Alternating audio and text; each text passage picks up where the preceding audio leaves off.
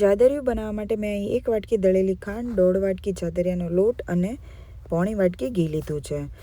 જેટલી ખાંડ લીધી હતી એનાથી થોડું ઓછું પાણી લેવાનું છે અને આપણે ચાસણી બનાવવાની છે. એ પહેલાં આપણે લોટમાં અડધી ચમચી જેટલું ઘી અને થોડું દૂધ રેડી આપણે એને દૂધને આવી રીતે ધાબો દઈ દેવાનો છે, જેથી આપણું જાદરિયું એકદમ સોફ્ટ બને અને ખૂબ જ યમી બને છે. આવી રીતે આપણે દૂધનો ધાબો દઈ દેવાનો છે અને લોટ એકદમ કણીવાળો થઈ જશે. જેવી રીતે આપણે મોહનથાળમાં કણી પડે છે એવી જ રીતે જાદરિયામાં પણ પડશે અને બહુ જ સરસ અને સોફ્ટ બને છે આનાથી. હવે મેં ઘીને ગરમ કરવા મૂકી દીધું છે અને ત્યારબાદ મેં એમાં જાદરિયાનો લોટ એડ કરી દીધો છે અને એને સતત હલાવતા રહેવાનું છે. સતત હલાવતા રહીશું એટલે એમાંથી ઘી થોડું ઘણું છૂટું પડી જશે અને ત્યાં સુધીમાં આપણે ચાસણી બનાવી લઈએ.